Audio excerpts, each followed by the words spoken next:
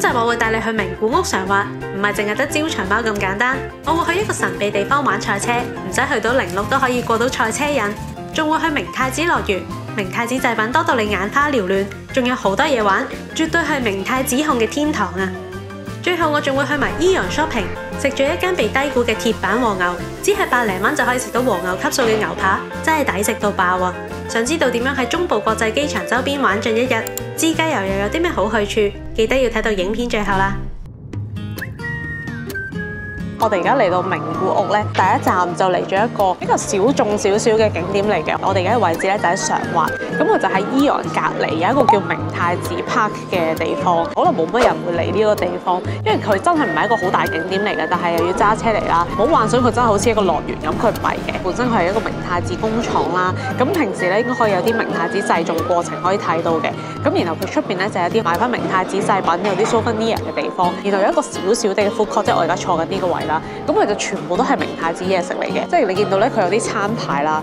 咁基本上大家諗得出嘅明太子嘢食佢都有啦，例如有飯團啦，或者大家去到福岡都一定會食嘅明太子法包啦、明太子當啊，或者有啲明太子嘅中華包子啊，咁樣全部都有嘅。咁可以坐喺呢度食少少明太子嘢食。咁如果想買明太子製品咧，後邊都有好多選擇嘅。咁因為我身邊有一個好中意食明太子嘅人啦。咁所以咧喺福岡，我哋唔知點解好似冇乜買到明太子。今次嚟到名古屋咧，就特別嚟呢個明太子 Park 嗰度，諗住買啲明太子同埋試下佢最特別嘅明太子雪糕。你唔好見到佢外形好似普通雲呢拿雪糕咁，其實你近睇啲咧，佢有一粒粒明太子 mix 咗落去嘅，佢唔係就咁牛奶味或者雲呢拿味嘅雪糕，同埋佢仲有塊鮮貝，咁應該都係明太子味。咁呢個係360 yen， 我試成個明太子雪糕先。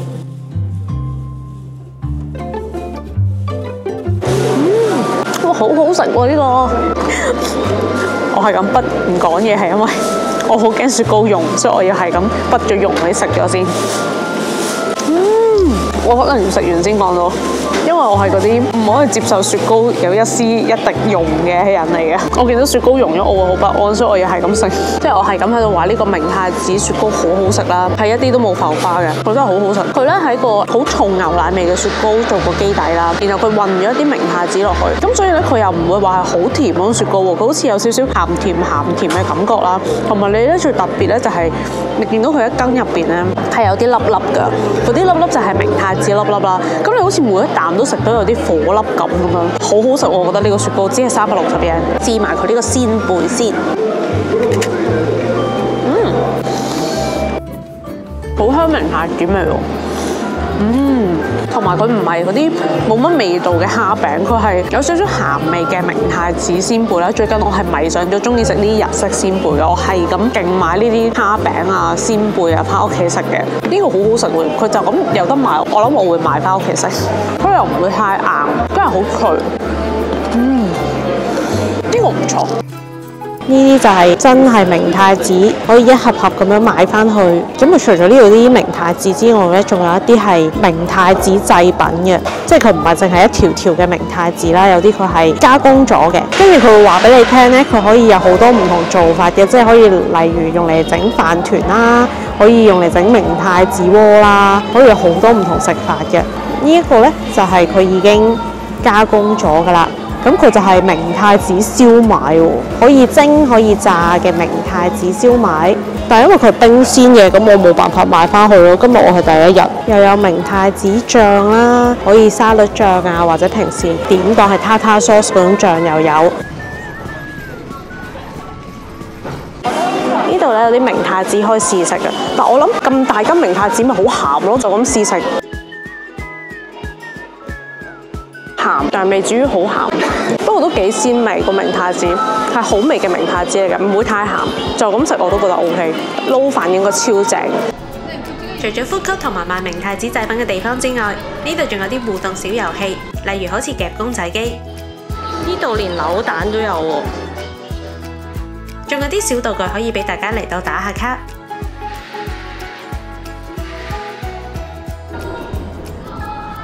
佢呢度仲有啲小手工可以做啊！呢個可以咧整出嚟，跟住整條明太子啦。跟住呢度咧，佢可以有顏色咯，跟住可以坐喺呢度做。大人小朋友都啱玩嘅地方。呢度都幾多俾小朋友玩嘅遊戲，我嚟到見到好多小朋友喺度玩緊啦。咁佢有啲遊戲機嘅，全部 game 都係同明太子有關。最好咧就係全部都係免費，可以不停玩都冇乜壓力。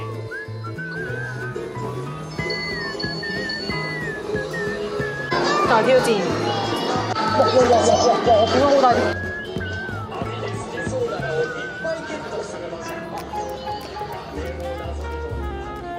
如果大家嚟到名古屋，可能通常都會喺上環附近租車㗎嘛。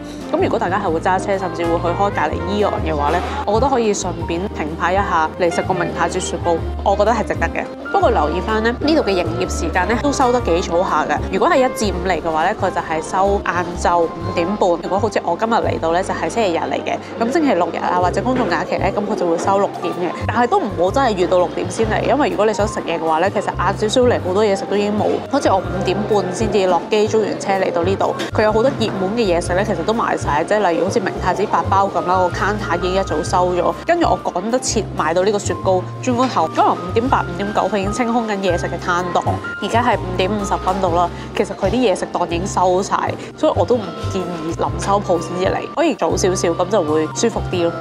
今日我哋嚟得不合時啊！我頭先臨走咧，見到個門口棟住個牌啊，原來佢而家改裝緊啊！我就奇怪啊，入邊其實個 area 都幾細噶喎，原來佢係去到25年11月先至改裝完啊！有好多工場見學啊，有啲可以公開俾大家睇嘅工場部分，有好多位置咧，佢都改裝緊啊，所以佢封起咗好多地方。我就奇怪，今日嚟到，明明話有工場見學，但係睇唔到嘅。大家如果係11月之後嚟嘅話，就應該會大好多，同埋睇到多啲嘢。頭先我喺架車度遠睇就係以為呢一個明太子係保齡球樽，原來佢係明太子嚟㗎。今次我嚟名古屋咧都係會自駕嘅，同樣我都係喺 Klook 上面租車，但係至於係邊一間租車公司咧，我就唔特別介紹俾大家啦，因為中間咧都有少少波折發生咗。租車攞車嘅過程咧同平時都係大同小異啦。咁到埗之後咧，我哋就會聯絡租車公司嘅職員嚟機場度接我哋。當職員車到我哋去租車公司嘅時候呢，我就發現其實佢係一間日本人經營嘅小型租車公司。小型嘅意思呢，就真係門口淨係泊住2架車嗰種小型啦。我哋一向2個人呢都係會租 K 卡嘅，因為人少呢都用唔着太大架車。但係去到嘅時候呢，職員就美其名同我講話佢 upgrade 咗我架車啦，由一架 K 卡呢變咗一架大車。咁但係其實咧就完全唔係我揀嘅牌子同埋型號嚟嘅，因為喺日本揸 K 卡上高速公路咧收費係會比一般車平嘅，加上細車咧都比較容易操控少少啦。咁所以其實我真係想要翻一架 K 卡嘅，但係職員咧就話俾唔到我原本租嗰個型號嘅車我啦。喺冇得揀嘅情況之下就唯有接受啦。第一日到埗嘅時間都唔早啦，所以今晚咧我會停留喺常滑度過一晚夜先。而家就嚟到常滑呢一間好大嘅伊昂。果然常滑不愧為做招財貓嘅地方啊！佢嘅門口出邊咧有一條路，上邊已經有超多唔同造型嘅招財貓噶啦。而呢度咧唔係淨係得一間超市嗰種伊昂嚟嘅，佢係大到好似成個購物中心咁，入邊仲有好多嘢玩添。一陣間咧就會話俾大家聽呢度有啲乜嘢特色嘢玩啦。哇！好大隻招財貓啊！呢度真係有好多招財貓㗎，除咗呢隻，後邊仲有咁大隻。我原本以為咧出邊嗰個燈籠已經好大啦，跟住沿路見到好多小招財貓啦，入到嚟呢度有個超大嘅招財貓喎，即係2層樓咁高嘅招財貓喎。咁常滑呢度做招財貓咧好出名噶嘛，但係其實日本咧其他地方，例如好似瀨戶地區啦，咁佢都會有自己嘅招財貓嘅。咁點樣分常滑系嘅招財貓咧？呢度咧佢就話咗俾大家知啦，耳仔特別大啦，眼仔特別大啦，同埋佢眼巴地方咧就係黃色嘅。咁仲有特色啲嘅咧就係佢嘅爪係金色啦，同埋佢一定係3毛貓嚟嘅。加上咧佢成個比例咧要係2頭身，大家可以留意住呢啲特徵咧，佢就係常滑系嘅招財貓啦。哇！呢度都有好多招財貓賣啊！呢啲純色嘅好靚喎，好想要綠色嗰隻啊！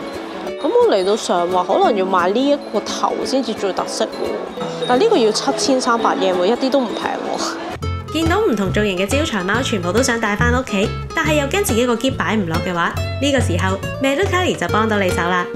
Mercari 咧係日本最大嘅二手網購平台，已經有12年歷史㗎啦。喺上邊咧咩類型嘅商品都可以揾到啦，無論係全新嘅定係二手嘅都有，而且佢已經正式喺香港上線啦。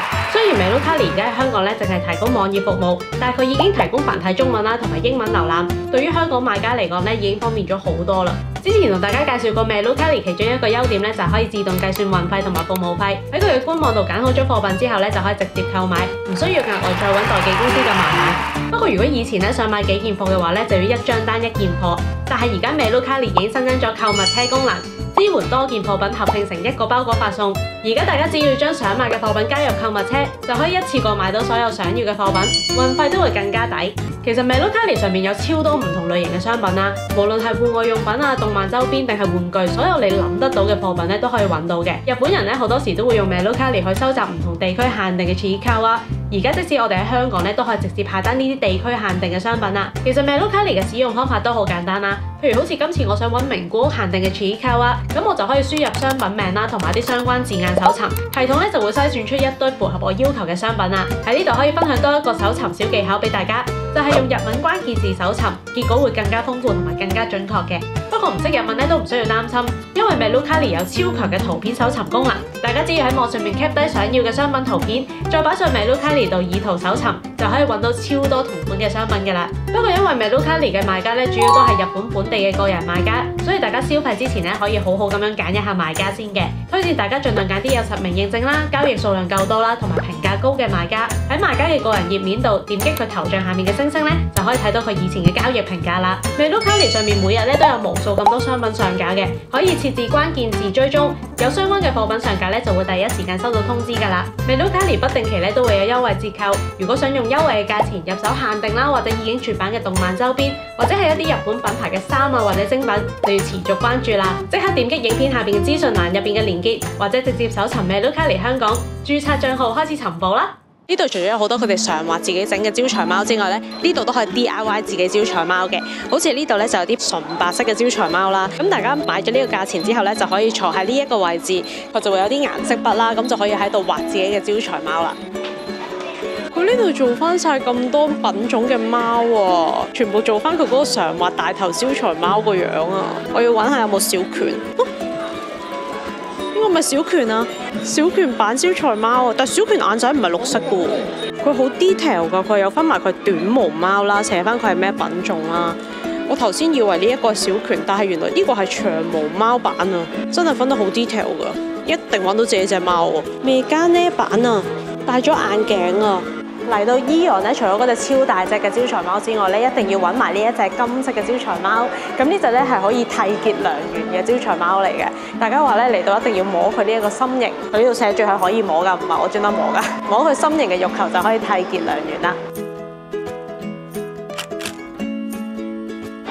佢上面啲燈籠都好靚㗎，全部都有招財貓㗎。AEON呢度咧都有條美食街嘅，咁佢呢度都幾多嘢食。我陣間都會喺呢一度食飯嘅。我就諗住食呢一間有煎漢堡扒同埋炊飯。而家嚟到名古屋第一個活動係揸賽車。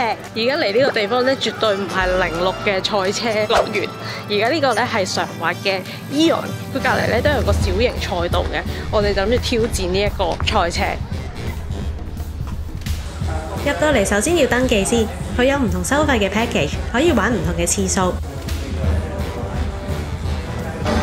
要填單先。如果係第一次玩呢，就要俾300 yen 登記費。登記完之後，職員就會俾張飛你，咁就可以埋去 waiting room 嗰度擺好啲個人物品入 locker 先。之後睇住個 mon 到你分配咗嘅場次，輪到你就可以去着裝備㗎啦。我梗係用我老公啦。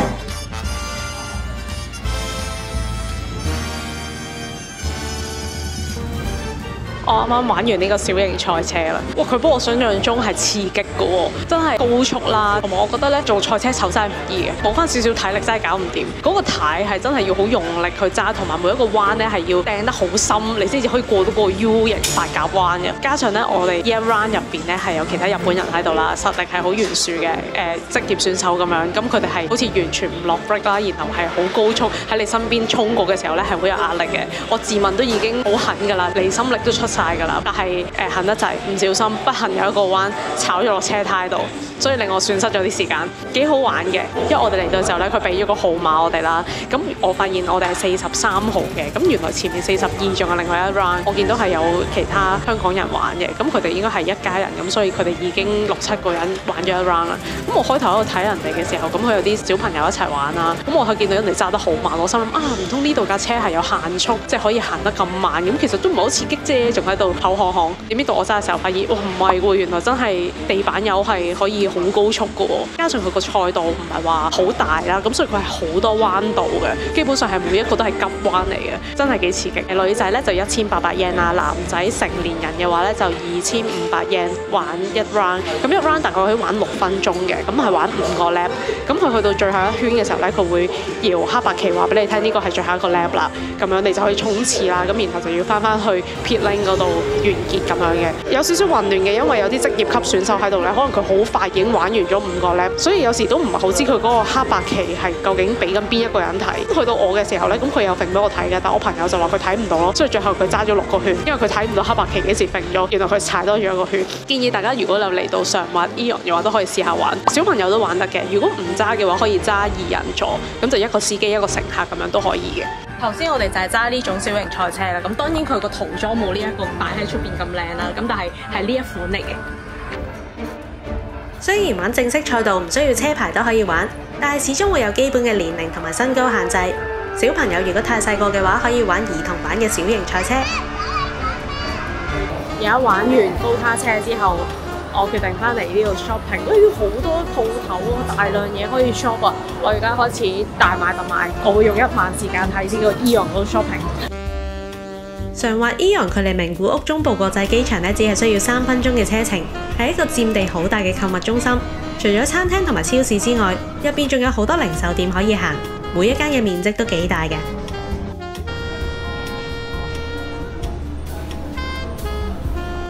呢度有一間好大嘅 Standard Products， 我本身係醒起想買對拖鞋咧先至入嚟行下嘅，點知一入咗嚟就出唔返去啦，因為實在太多嘢睇啦。而家日本超級熱，周圍都出咗好多呢種冰涼頸箍，即係我要緊箍就咁樣先至特別涼，咁都真係幾涼嘅。Standard Products 最多人買嘅其中一樣嘢就係有好抵買嘅金字毛巾。今次我嚟到咧又買咗2條新嘅顏色返屋企啦。佢仲有好多新推出嘅香薰，價錢超級抵買，幾百 yen 咧就可以買到噶啦，而且香味都幾香嘅。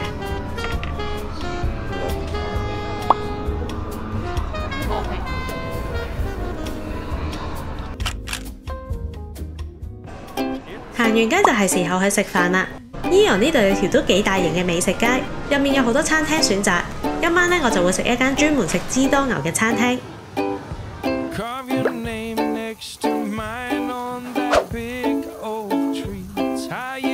經歷咗一個好混亂煮牛扒嘅過程，終於可以停低同大家講一講我而家到底做緊啲乜嘢。我而家食緊呢一間咧就叫 Taichi 食堂啦。咁佢係喺 Aeon 入面嘅。其實簡單嚟講，只係得3款套餐嘅啫，就係漢堡扒餐啦、牛扒餐啦，同埋漢堡扒加牛扒 mix。咁其實講嚟講去咧，呢間餐廳淨係食知多牛嘅，冇其他嘢選擇㗎啦。我就要咗牛扒加漢堡扒 mix 啦，都係嗰句貪心啊嘛。結果我冇諗過佢一嚟到咧，原來係個鐵板已經煮緊漢堡扒啦，然後我又要同一時間用個鐵板煮埋嗰個知多牛嘅牛扒，係好混亂啊！因為我驚個漢堡扒太熟啊，你冇辦法拯救起佢。咁唯一可以做嘅就係煮晒所有牛扒，然後就離開個鐵板救起啲牛扒，等佢唔好太熟咯。但係而家咧，我終於拯救咗我啲牛扒啦。咁而家可以慢慢同大家講下知多牛究竟係咩嚟啦。佢呢度咧，除咗個牛好特色之外咧，佢呢度仲有一個苦飯嘅。你見個白飯咧，就係喺呢一個咁樣嘅兜兜形式上啦，就要自己攪拌嘅。其實佢個飯碗我可以擺起到啲飯，但係因為我用嚟拯救咗啲牛扒，我要清空翻先，滗咗個飯先。因為咧佢有雞蛋嘅呢個餐，佢啲雞蛋咧係擺喺度啦。咁如果有叫套餐嘅話咧，就可以攞1隻嘅。咁我而家咧就要滗好個飯，然後擺隻雞蛋上去做呢個生雞蛋拌飯。咁每個套餐咧可以出去攞1隻雞蛋嘅。我而家就打呢隻雞蛋落去，希望今次我會成功啊！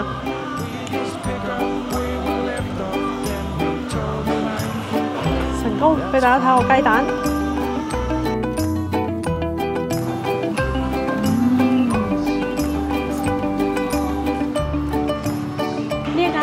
聽咧，佢係10點鐘閂鋪啦。其實我8點半已經嚟食啦，但係因為可能要等個苦飯咧，佢要等成20分鐘先至可以有得食啦。其實而家上場已經差唔多9點3到啦，好趕，我要趕喺9個字之內食晒所有嘢，邊食再同大家講。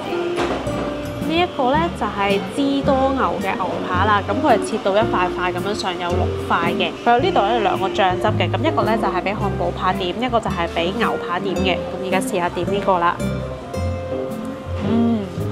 好食好食。